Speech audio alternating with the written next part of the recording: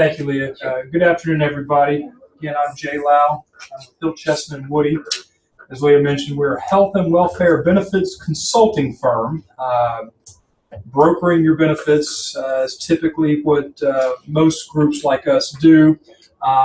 We take that a few steps further by actually managing plans, creating strategies, etc., throughout the course of the year. So we're based here in Durham and not too far from the Jet Logistics office. So here today to talk about the plans, what we're doing. I do want to first thank Leah and Allison for all the hard work they put in on the backside to get us to this point. We've gone through a lot of different issues, scenarios, etc. Up to this point. As you know, the Jet Logistics plan used to run on a calendar year basis from January 1st to December 31st. With everything that's happening around healthcare reform, with our carrier, Blue Cross Blue Shield, we will now move the plan to a 5/1 effective date. I'll talk a little bit about that in a moment. I think we're at the sorry. Clicking that. That's all right. Perfect. So, a little bit about what we've been doing kind of behind the scenes. The renewal process is exactly that. It's a process and something that we manage with all of our clients every single year. We have actually been looking at your plans for probably 6 months. Again, because your original effective date or renewal date was going to be January 1st. Looking at some solutions around that. We thought that we had one. Things got really messed up with that. Ended up staying with Blue Cross and then pushing out. Initially, it was going to be an April effective date. It got pushed out again to a May 1st effective date, and that's why we're here today. So again, it's been a long process for us here, and we appreciate your patience from your end as well. The goal this year, and every year, is going to try to be to renew our plans with the current carriers. That eliminates a lot of disruption on your end when we just stay with the same carriers. Our objective to ensure that we continue to offer a package that meets the needs of the employees, but also of the company. It's affordable, etc. The hurdles that we always have to overcome are rising costs in the marketplace, as well as fewer insurance carriers out there as well. Because Jet Logistics is based in North Carolina, we have 5 insurance carriers that we can work with that are licensed here. That will change later on this year because 2 of them are merging together. So we will have 4 at the beginning of 2015. And one thing to point out with costs continuing to rise, healthcare reform is affecting every single group out there, regardless of your size, shape, etc. And we are seeing massive increases for a lot of our clients. And trying to mitigate that in some way is really the goal with the renewals this year. We have seen staggering increases, 50, 60, 70%. We had one increase that potentially was going to be 144% increase, and that was actually your plan. And that was part of the whole ordeal that we've been going through to try to realize, hey, how can we fix this for the group and not create too much of an issue? In the end, we are continuing with Blue Cross. You are not facing a 144% increase. It's actually about an overall about 15%, which falls within the realm of the norm that we've always seen in the past. Felt pretty good about what we could get. Additionally, the plan design is a little bit richer in a lot of areas, and so a little bit better plan, not too big of an increase, definitely staving off that 144% increase. I think we found the right solution this year.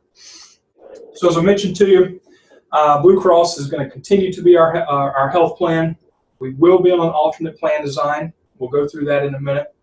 Healthcare reform is actually forcing us this way. That plan design that you have had, that high deductible, those are no longer going to be available from the insurance carriers in the marketplace. We're going to continue our coverage, our dental coverage with Blue Cross. Mutual of Omaha will also continue with our long-term disability and life insurance. The reimbursement strategy that we have in place will continue. We transferred that over to Stanley Benefits at the beginning of this year. They will also maintain our flexible spending account for those of you that are on that as well. So really the change that you're going to see is on the health plan with the design of that. The carriers all stay the same. And again, the goal behind this, find a plan that was affordable, that met the needs of everybody, and can sustain us through the next year. Eligibility. Who is eligible to join the plan, to come onto the plan? Well, it's any full-time employee working 30 hours or more per week and who have completed their eligibility waiting period. Your eligibility period is the first of the month following 60 days of employment. So anybody that's currently in that, once that 60 days comes up, you will be eligible for the plan. You can join your spouse and children. Those children can be up to the age of 26, can be on your plan, and it doesn't matter if they are a student or not, or if they are married or not. So you could have a child who is married actually be on your plan, and we are seeing a lot of that right now. So let's look at your medical plan, and what we have done here is taken a snapshot of high-level overview of your benefits. If you look down the left-hand side, these are the main benefits that folks are using. In the middle column, that is your current plan design. The high deductible, $10,000. Basically, all charges go towards that deductible. Again, we have the HRA piece associated with this, so we'll talk about that in a moment.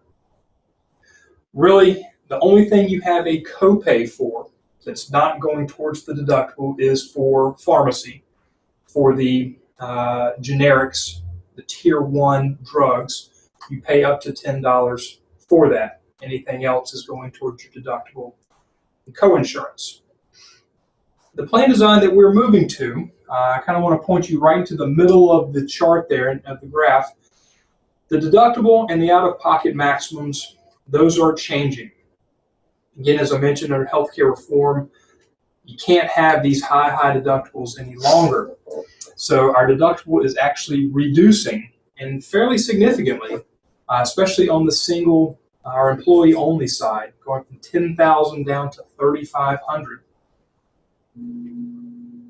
Family coverage or anything other than single coverage would be $7,000.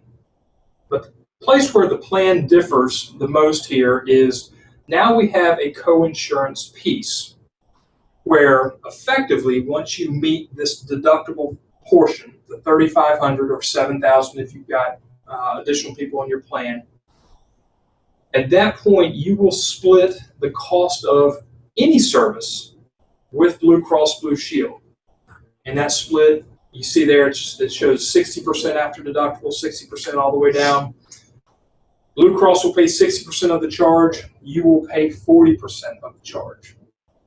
So a little bit less money coming out of your pocket for those types of services. There is a total out-of-pocket maximum limit for single individual, $6,350. For family coverage or anything other than single, it is $12,700. So that's a little bit there. Your prescription drug plan stays the same, so no changes with that. Routine vision exam covered at 100% without any cost sharing. So again, the big differences that you have here are the deductible limits and the out-of-pocket limits, and then that cost sharing piece after the deductible is met. And we'll talk more about this in just a second with some more charts. Any questions about this as I move forward?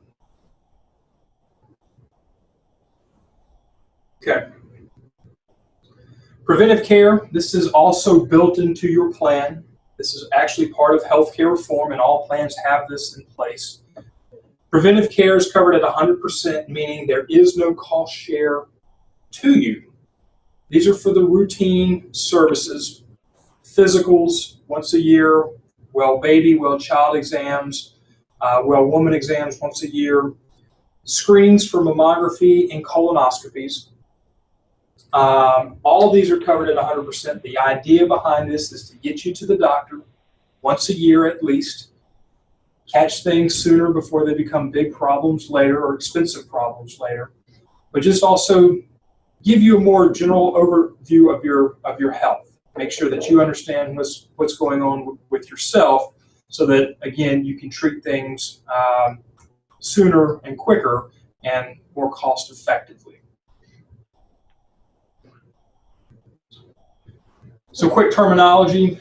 You guys probably know this already, but just to give an overview, because we've got a new piece associated here. Copay, it's a dollar amount. We've got a copay associated with our pharmacy plan, up to $10. Deductible, as you know, this is the charge, the first dollar cost that come out of your pocket for services, doctor's visits, hospitalizations, outpatient surgeries, etc. The co-insurance piece, as I mentioned, this is the percentage, and this is the split between you and Blue Cross Blue Shield, the 60-40. You pay the 40%, they pay 60% after the deductible has been met. Inpatient or inpatient care usually refers to a hospitalization, an admission to the hospital. And outpatient is for treatments that don't require an overnight stay. So any sort of outpatient surgery that you're not being admitted for, this would all of these actually go towards your deductible and the co-insurance. Just that pharmacy piece on your plan, you've got that $10 copay. So typically in most medical plans, all these things apply. It applies to you guys most of the way. But just want to give you a brief overview of some terminology. So with your plan, and this isn't changing between your current plan and the plan that starts on May 1st, once you meet your out-of-pocket limit for in-network services, everything at that point would be paid at 100%. So let's say you have a $50,000 surgery. You've got single coverage. The first $6,350 is your responsibility. After that, after you've met that $6,350, nothing else. There are no other charges that you're going to be responsible for, except the copays for Tier 1 pharmacy.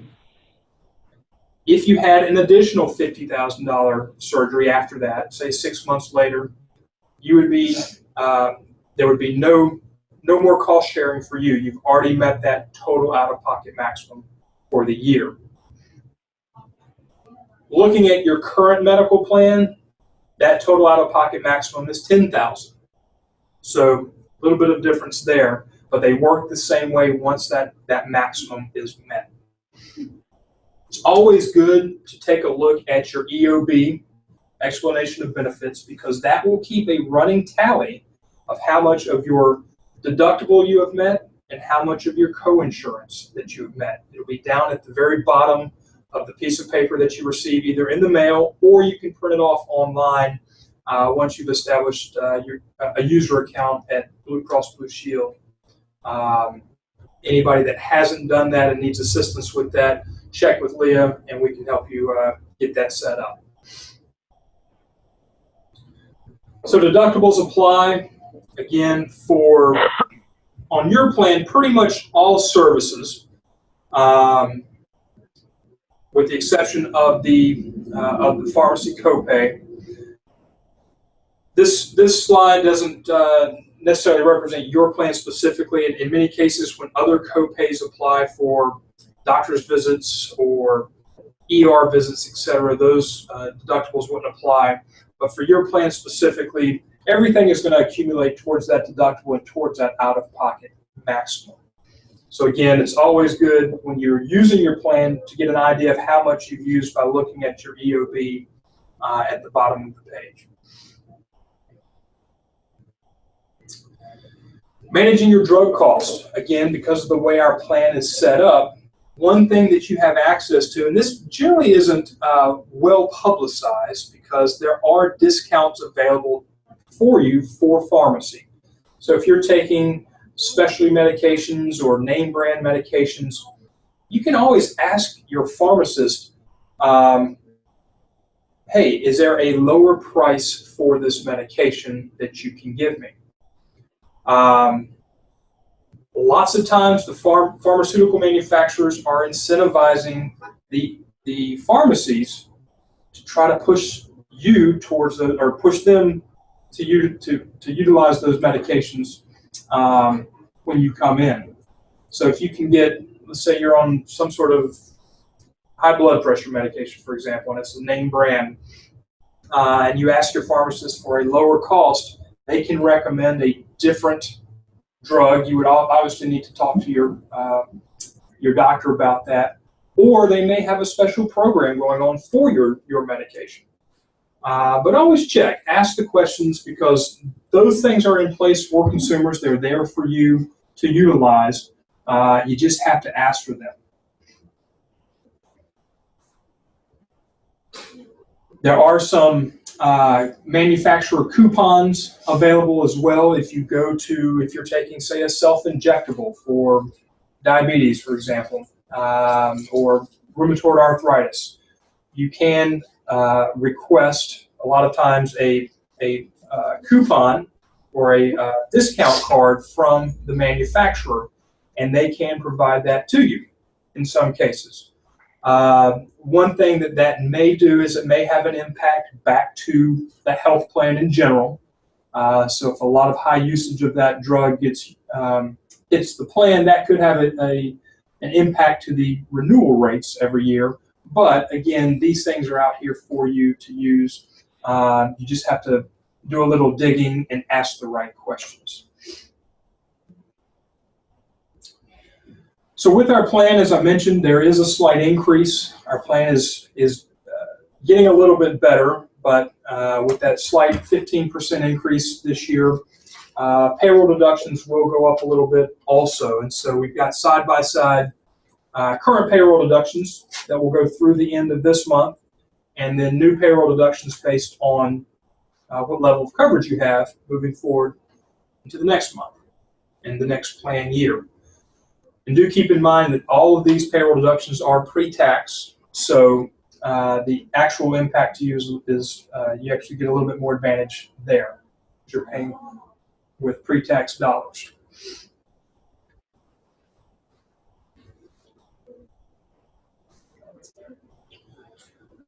So our medical reimbursement plan, this is going to work identically to the way you currently have the current reimbursement plan. The same reimbursement schedule will apply.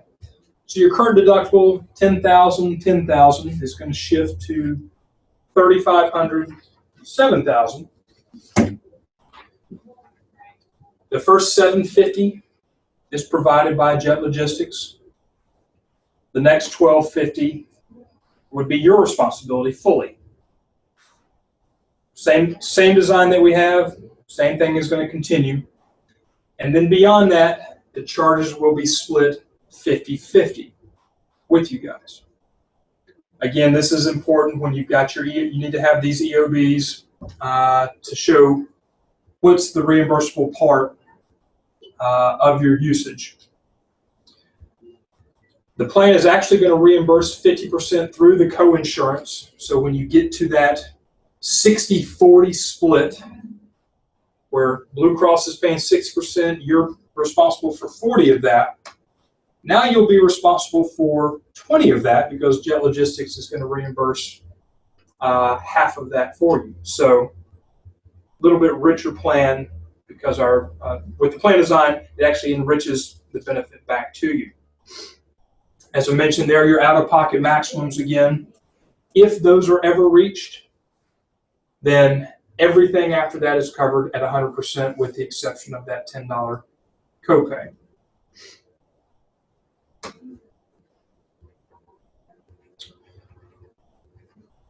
So those of you that are on the plan that have used the HRA already, this should be fairly, not something that's new to you, but anybody that's not as familiar with it, there is a process for the medical reimbursement, the reimbursement part.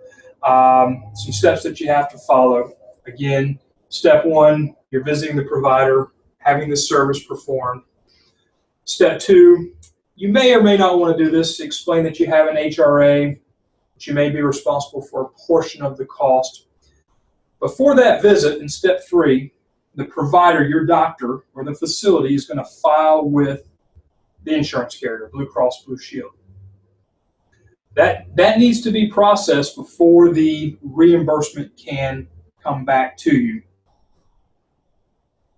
You will receive the EOB, explanation of benefits, once the claim has been processed with Blue Cross Blue Shield, and then once you receive the EOB, at that point, you can file for reimbursement. Once you are reimbursed, then you can pay your provider for their services. One thing that we talked about earlier in the meeting earlier today is providers, doctors, hospitals, they're very, very good at sending you a bill prior to filing the claim with Blue Cross Blue Shield. We urge everybody, do not ever pay that first bill that comes through until you actually receive your EOB. Because the EOB will spell out exactly what you have to pay, and oftentimes those costs are different between the original bill and what Blue Cross is saying you owe. What you owe is what Blue Cross says, not necessarily what the doctor's office or the hospital will say. So Blue Cross will make sure that all the discounts are applied to your claim before you're responsible for paying. So do keep that in mind when you're having services done. Make sure you pay off of the EOB price versus the first hospital price, or make sure that they are matching up before you make that payment. The HRA, Stanley Benefits, who is managing our HRA, will need to see your EOB from Blue Cross to process the reimbursement. The EOBs will come in the mail. You can also print them off online, as I mentioned, on bcbsmc.com. Any questions about that before I move on? Okay.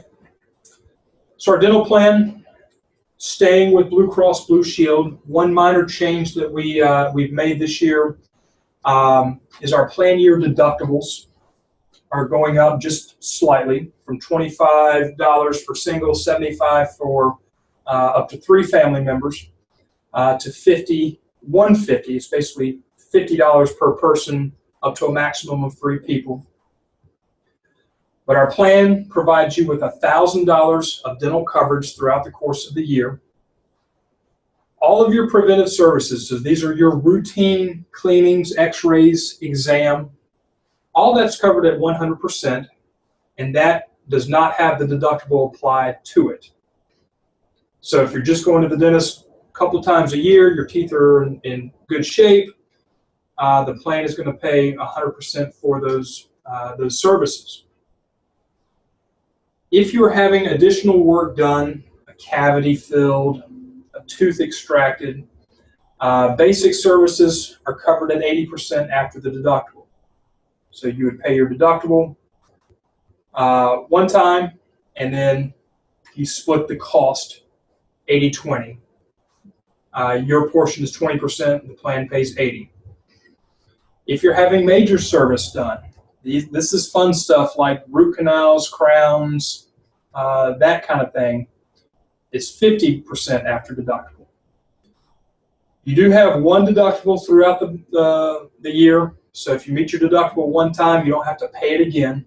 So if you have a cavity filled in July and then a root canal in September, you've already paid that deductible once, you don't have to pay it again.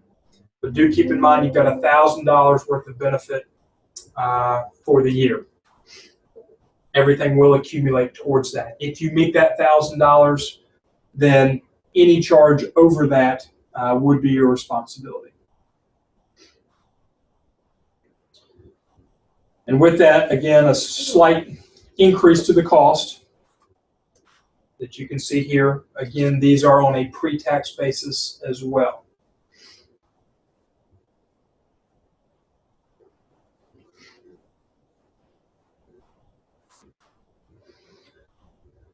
So, long-term disability and life insurance, no changes with this. Again, managed by Mutual of Omaha. Long-term disability is a voluntary program, so if you're signed up for this and you become disabled, an injury or illness, whether at work or not, after 90 days, if you still can't come back to work, you can file for this benefit. It's a monthly benefit of 60% of your salary, up to $5,000. This benefit period will carry you all the way to your Social Security normal retirement age, which is a different age depending on what year you were born. So it could be, you could carry you to age 65, 66, 67, etc. So somebody who becomes permanently disabled, let's say you're 30 years old, potentially could have 35 years worth of benefit being paid. Now, we certainly hope nobody ever falls into that category, but this plan is in place and provides that coverage. If you're enrolling in this plan, you can actually come onto this plan right now if you want to. You're not first eligible, meaning if you're not a new hire, you're coming on as a late entrant. You would be required to submit an evidence of insurability, just making sure that you don't currently have a disability. Assuming all of that's fine, you can come on the plan by filling out it's about a 5-question form. You don't have to fill out any sort of physical or anything like that. Our life insurance is paid by the company. It's a $50,000 flat benefit. So in the event of your death, there is a $50,000 benefit to your beneficiary. There's also an accidental death and dismemberment rider that pays an additional $50,000. So if you are accidentally killed, the benefit now goes to $100,000 to your beneficiary. The dismemberment is exactly as it sounds. If you lose a body part or a combination of body parts, there is a schedule that Mutual of Omaha has. They will pay you based on what your hand or your foot or combination of those are. So again, these are in place. We certainly hope nobody has to utilize those, especially that life and AD&D portion. But in the event, they are in place for you. And you do have the option of choosing that disability. Review about your Flex Card and your HRA. The Flex Card can be used for any medical services, deductible expenses, pharmacy expenses. However, you need to be very careful that if you are being reimbursed for anything under the HRA, that reimbursement portion from Jet Logistics, that you're not also filing an FSA claim for that as well. And that second bullet point there, it says you cannot double dip. Your good friends at the IRS don't like that and strictly prohibit that from happening. Now, the reality is they're not actually out there looking for people who are cheating on their FSA claims. But in the event that you are ever audited on your taxes and you're participating in the Flex plan and the medical plan with the HRA, they will see both of those and they will ask for receipts. So very important, again, that you don't double dip or claim the same expense both ways. And also with your Flex card, any expense that you use, it's always a great idea to keep that receipt, just in case there is an audit.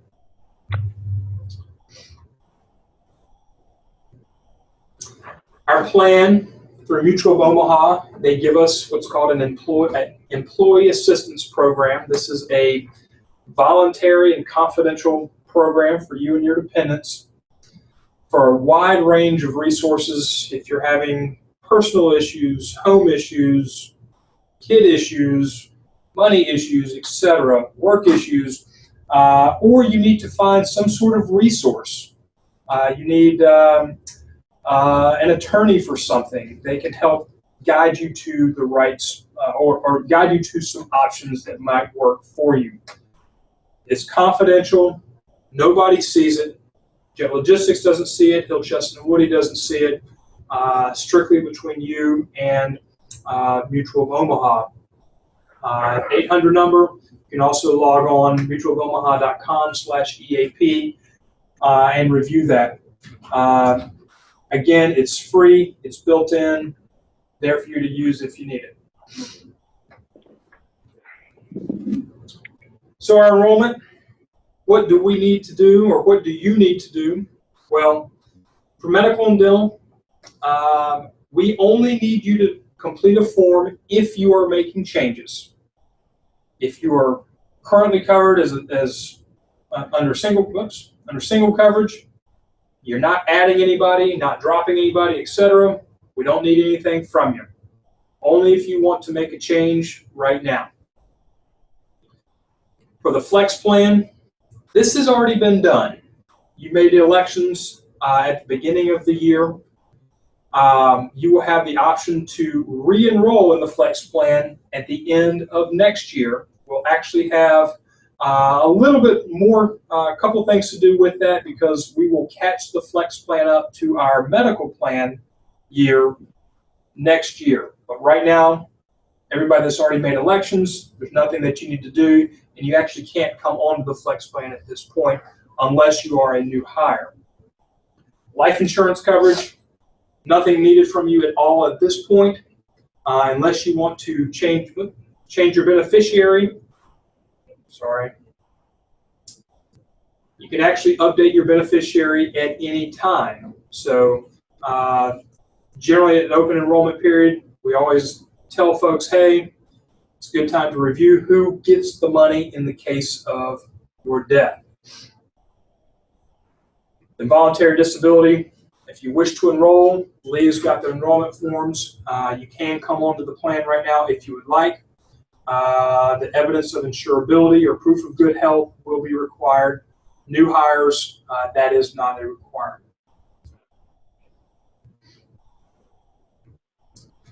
So now's the time to enroll.